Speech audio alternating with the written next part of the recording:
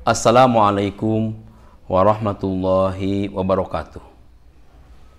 A'udzubillahi minasyaitonirrajim. Bismillahirrahmanirrahim.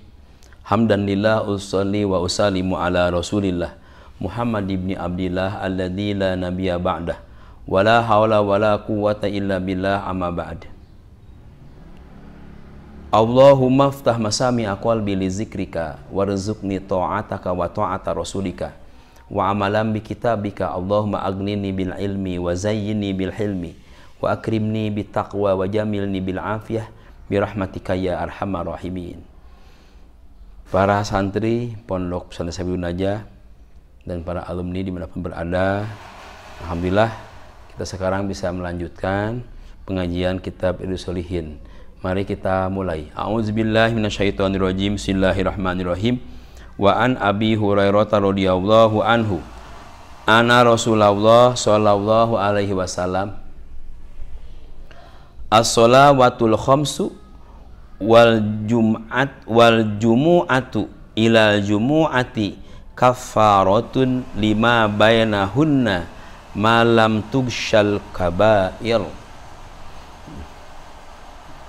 Riwayat dari Abu Hurairah radhiyallahu anhu, Rasulullah berkata, as-shalawatul khams wal jumu'atu ila jumu'ati kaffaratun lima bainahunna malam tugsyal kabair.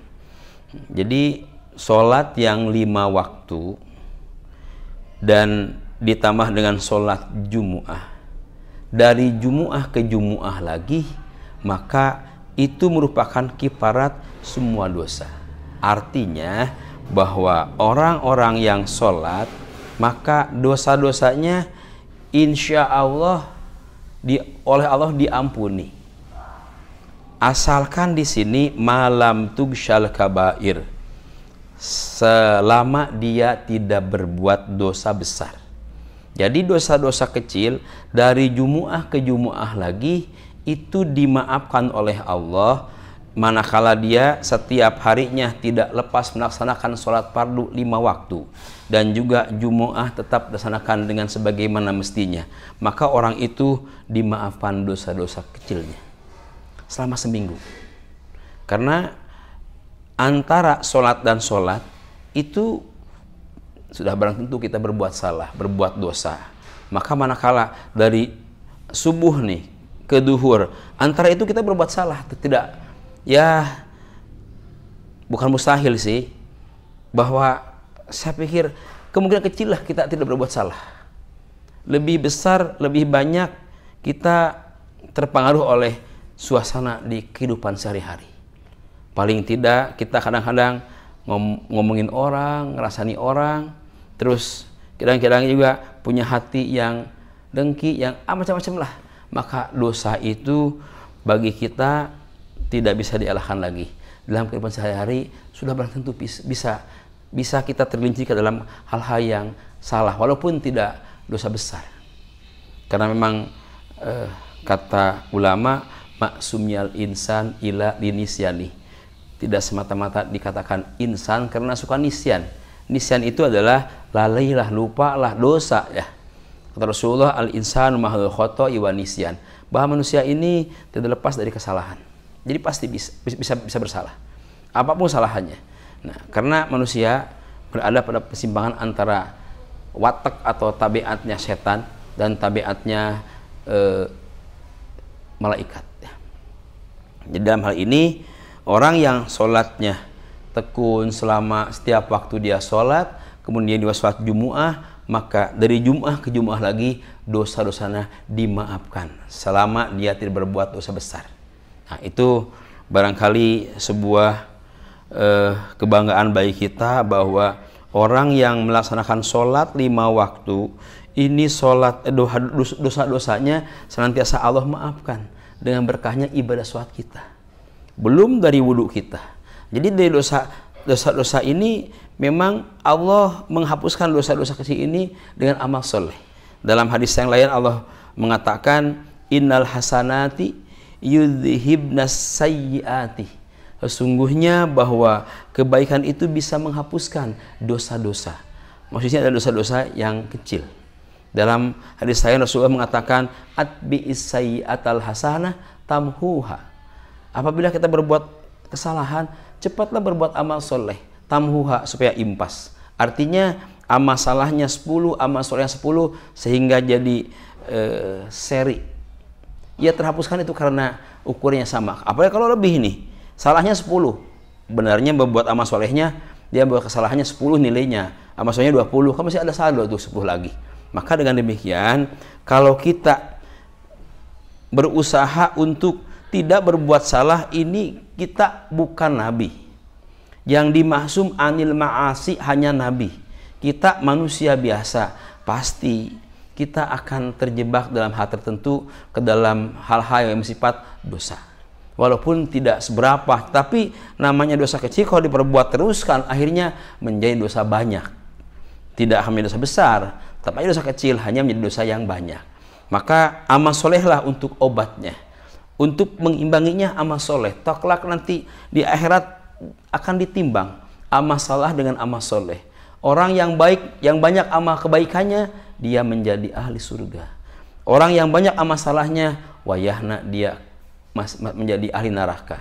Tapi dia orang Islam, orang mukmin juga, hanya orang mukminnya yang pernah berbuat salah, ya sebelum ke surga ke neraka dulu barangkali. Tapi kan tidak ada yang senang namanya ke neraka. Nah, jadi dengan demikian, bahwa pada ayat ini memberikan informasi kepada kita bahwa betapa sholat itu menjadikan seseorang dimaafkan oleh Allah dosanya karena berbuat ibadah amal soleh. Dalam hal ini karena ibadah sholat. Jadi orang yang beribadah sholat, maka dosa-dosanya dimaafkan dari antara sholat ke sholat lagi, dari jumu'ah ke jumu'ah lagi. Dosa-dosanya Allah maafkan selagi tidak berbuat dosa besar. Wa an Utsman bin Affan radhiyallahu anhu qala sami'tu Rasulullah sallallahu alaihi wasallam yaqulu ma min imri'in muslimin tahduruhu salatun maktubatun fayusinu wudu'uha wa khusyu'aha wa ruku'aha illa kanas kaffaratul lima qablaha minaz zunubi ma lam tu'ta kabiratan wa zalika dhahra kullahu. Nah, ini Rasulullah juga bersabda, hadis dari Utsman bin Affan, beliau mengatakan bahwa dia pernah mendengar Rasulullah mengatakan begini, ma min imri'in muslimin, tidak ada dari seorang muslim tahduruhu sholatu maktubatun, yang senantiasa melaksanakan sholat maktubah, sholat fardu, sholat yang 5 waktu. Payusina wudu'uha, dan dia melaksanakan wudunya dengan benar, dengan baik. Wa khusyu'uha, dan tentu sholatnya dengan khusyuk. Wa ruku'uha, dan tentunya ruku'nya yang benar juga. Ila kanas, melainkan semua itu, sholat dan wudunya, di sholatnya ruku'nya juga benar, juga bahkan ada khusyuknya, kafarotan, sebagai kifarat. 5 qoblaha, 5 kifarat kepada dosa-dosa, bagi dosa-dosa qoblaha yang dilakukan sebelum melaksanakannya sholat maktubah itu. Minad dunubi, dari berbagai dosa, malam tu'ta kabirotan, selagi dia tidak berbuat dosa besar. Jadi ini hampir mirip dengan hadis yang tadi. Hanya di sini kata Rasulullah, tidak ada seorang muslimin yang senantiasa melaksanakan sholat fardu 5 waktu, dan kemudian juga wudunya benar. Nah, ini ada sedikit ke wudu. Wudu ini sebetulnya memang kalau dilihat dari segi kewajiban, wajibnya wajib idopi, bukan taklifi. Wudu itu wajib kalau dijadikan syarat bagi yang lain. Di sini ada, kita wudu mau sholat, maka jadi wajib wudunya. Tapi kalau kita wudu nggak mau sholat, nggak mau baca Quran, ini wudu aja, jatuhnya bayar paling kepada ibadah sunat. Jadi wudu itu idopi wajibnya. Maka kalau dia berwudu karena sholat, wajiblah wudunya. Maka wajib juga benar wudunya. Kenapa? Ini kalau wudunya gak benar, patah nih, parah sekali nih. Kalau wudu gak benar, gak bakal sah sholatnya. Wudunya juga gak sah, otomatis sholatnya gak sah. Maka dengan demikian bahwa orang yang mau sholat harus wudunya benar wudunya. Mulai dari fardu wudunya benar. Mulai dari cara-cara wudunya yang benar sampai ke pelaksanaan membasuh anggota wudunya benar, sehingga sebagaimana yang diatur oleh fikih tentang pelaksanaan ibadah wudu dia lakukan, maka benarlah wudunya. Nah, kalau sudah benar wudunya, maka wudu itu kalau sudah benar juga. Pada beberapa waktu yang lalu kita membahas tentang bab wudu. Dari wudu itu sampai dosa-dosanya keluaran tuh. Membasuh tangan, dosa tangannya berkumur, dosa mulutnya, membasuh wajah, dosa matanya, dosa kupingnya, basuh tangan, dosa tangannya, dosa tangan kakinya dibersihkan dengan air wudu. Maka betapa orang yang sholatnya waktu itu untung luar biasa, ditambah lagi dengan wudunya yang baik. Jadi wudu yang baik juga itu yang pertama menjadi tolak ukur sah dan tidaknya sholat. Berarti ini yang menjadi syaratnya adalah sah tidaknya wudunya. Kalau wudunya sah, sholatnya sah. Tapi kalau wudunya enggak sah, otomatis sholatnya enggak bakal sah. Kalau wudunya enggak sah, sholatnya enggak sah. Kalau wudunya sah, sholatnya lihat tuh nanti gimana sholatnya. Tapi yang jelas, kalau wudunya sudah benar, sholatnya benar, maka itulah sholat yang dijanjikan oleh Allah. Yang pertama yang kemarin tanha anil fahsyai wal munkar. Yang kedua, sholat yang bagus, yang sesuai dengan aturannya, maka bisa menghapuskan dosa-dosa kita. Wa khusyu'uha. Nah, kalau khusyuk ini memang dalam sholat, wah ini luar biasa. Dan khusyuk ini juga relatif. Kata orang, khusyuk itu melihat tempat sujud, belum tentu. Orang yang melihat tempat sujud, mungkin dia ada pikiran, waduh nih cakep amat ya sejadahnya, hanya tambah jalatan dia matanya. Tapi khusyuk ini ada aturan yang umum. Kata ulama, khusyuk itu adalah yang pertama hudurul qalbi, hatinya hadir ketika sholat. Kenapa? Ada yang tidak hadir? Iya, ketika sholat ada orang yang tidak hadir hatinya. Buktinya kita sholat sudah 3 rakaat bingung, ini 3-2, 3-2. Kenapa bisa bingung begitu? Karena ketika sholat itu hati kita sedang tidak ada, tidak hadir. Yang kedua ada mafhum makruh, mafhum kepada apa yang dia bacakan. Itu akan menggiring seorang menjadi khusyuk. 2 itu cukup syaratnya. 1 hudurul qalbi, hadir hatinya. Yang kedua adalah mafhum makruh, dia paham yang bacanya, itu yang mengarahkan kepada kehusuan. Wa ruku'aha, dan rukunya sesuai dengan aturan ruku. Bacaannya juga, rukunya juga bagus dan ada itidalnya. Illa kanas kafaratun lima qablaha minadunubi. Itu merupakan kiparat, penghapuslah lima qablaha terhadap dosa-dosa yang sebelum pelaksanaan itu. Minadunubi, dari berbagai dosa. Malam tu tak kabirotun, selagi dia tidak berbuat dosa besar. Wadhalika dahro kullah. Nah, jadi rawahu Muslim.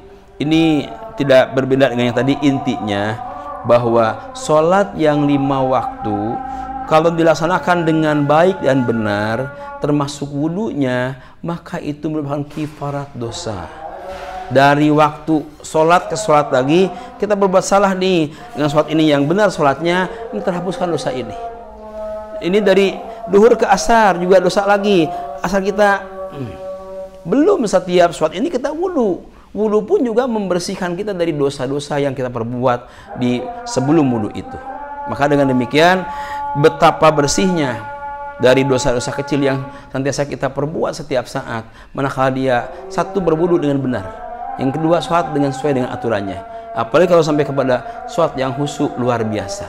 Maka kalau kita sudah berwudu sebagaimana mestinya, sholat juga sebagaimana mestinya, insya Allah dosa-dosa kita dari waktu ke waktu dimaafkan oleh Allah. Mudah-mudahan ibadah sholat kita khususnya diterima oleh Allah Subhanahu wa Ta'ala. Kalaupun ada kekurangannya, Allah memaafkannya. Para santri yang berada di rumah, juga para alumni dimanapun berada, amanat kepada semuanya, jangan sampai meninggalkan sholat yang 5 waktu. Jangan berani-berani meninggalkan sholat yang 5 waktu. Karena sholat yang 5 waktu kalau dilaksanakan pahalanya wah luar biasa, sampai dosa-dosanya dimaafkan. Tapi sebaliknya kalau ditinggalkan dosanya pun juga luar biasa. Maka ketimbang kita milih dosa, mending kita milih pahala untuk kebahagiaan dunia akhirat. Mudah-mudahan kita senantiasa mendapatkan taufik hidayah sehingga kita bisa melaksanakan ibadah sholat sebagaimana mestinya. Itu saja, terima kasih. Alhamdulillahirabbil alamin ala kulli hali wa ni'mah. Subhanakallahumma rabbana bihamdika asyhadu an la ilaha illa anta wahdaka la syarika laka astaghfiruka wa atubu ilaik. Wassalamualaikum warahmatullahi wabarakatuh.